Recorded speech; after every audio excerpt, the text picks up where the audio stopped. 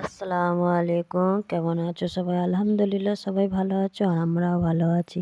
তো বেশ খাচ্ছিলাম দাচ্ছিলাম, বেশ ঠিক ছিলাম, সংসারও বেশ ভালোই চলছিল, কিন্তু একটা ভুল ডিসিশনের কারণে, একটা ভুল ফয়সালার জন্য আমাদের জিন্দগিটা শেষ হয়ে গেল। তো আমরা এখানে যে থাকি, আমার স্বামী টুকটাক ভালোই সংসার চলছিল, ভালোই কাজ কাম ঠিকঠাক হচ্ছিল।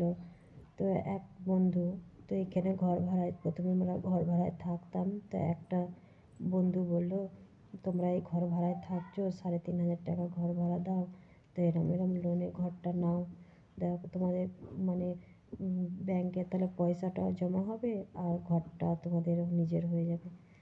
তো ঠিকই, খারাপ কোনো জিনিস ছিল না, কথাটা ভালোই ছিল, এমন খারাপও ছিল না যে 3,500 টাকা বলছে আর কিছু দিলে লোনটা শোধ হলে ঘরটাও আমার হয়ে যাবে। কিন্তু হয়তো আমার নসিবটা খারাপ ছিল, আমার তকদিরে লেখা ছিল কষ্ট।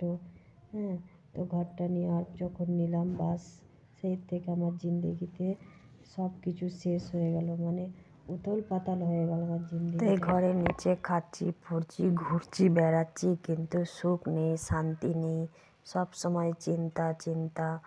আর তারপর স্বামীও চলে গেল অন্য জায়গায় ছেড়ে, কাজের ধান্দায়, মানে কাজ কামও পরিস্থিতি এত খারাপ হয়ে গেল। তা এক লকডাউন, ব্যাংক, তারপর আগে হলো নোটবন্দি, তারপর হলো লকডাউন, মানে তারপর মানে পরিস্থিতি খুবই খারাপ হয়ে গেল।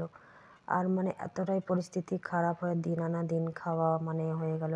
ছেলের পড়াশোনা, স্কুলের ফিস, আর বিদেশের বাজারে ছোটো থেকে ইংলিশ মিডিয়ামে পড়াশোনা করেছে, তার ফিস, মানে এতই পরিস্থিতি খারাপ হয়ে যাবে যে ধারণার বাইরে। তো মানে একটা ভুল ডিসিশন মানুষকে যে কত বড় ক্ষতিতে ফেলতে পারে বলা মুশকিল। তো যাকে যা হবার তো হয়ে গেছে, হয়তো আল্লাহ আমার তকদিরে এটা লেখা ছিল, হয়ে গেছে, আর কিছু করার নেই। আর এবার কোনো জিনিসটা নেবার আগে, কোনো জিনিসটা করার আগে অনেক কবার চিন্তা করে, অনেক ভাবা না চিন্তা করে সেই জিনিসটা করতে হবে।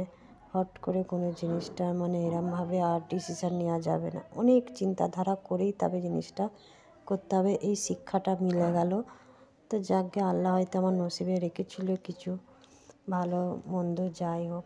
তো এদিকে দেখো আমার ভাতটা আমি বসিয়ে দিয়েছি, আর এদিকে আমি মাছের তরকারিটা কষে নিচ্ছি। তো মশলাটা দিয়ে আমি ভালো করে কষে নিচ্ছি। আর এই যে দেখো আমার কোলে বসে আছে ইনি, আর এদিকে মাছটা আমি ভেজে নিয়েছিলাম, তো রুই মাছটা। আর এদিকে আমার তরকারিটা হয়ে গেছে, মাছটা দিয়ে ফুটিয়ে লাভিয়ে নেবো। তো এটাই আজকে আমাদের দুপুরের খাবার। আর এখন দেখো ভাত বেড়ে নিচ্ছি, তো লাওয়া ধোয়া করা হয়ে গেছে, আর মেয়েকেও খাইয়ে দিয়েছি। আর ওর গায়ে হালকা হালকা একটু জ্বর ছিল আজকে, সামান্য, সেরকম ছিল না, তবে হালকা হালকা ছিল। আর এখানে দেখো খেতে বসে পড়েছি, আর ওকে দিচ্ছি, মানে খাচ্ছে না ও, মানে আমি মাছের কাঁটা চুষবে, মাছ খাবে না। তো ভিডিওটা এখানেই শেষ করছি। যদি ভিডিওটা ভালো লাগে তাহলে একটা লাইক করে সাবস্ক্রাইব করে পাশে থেকো। খোদা হাফেজ। আর আমার ছেলে মেয়ের জন্য, আমাদের জন্য একটু দোয়া করো।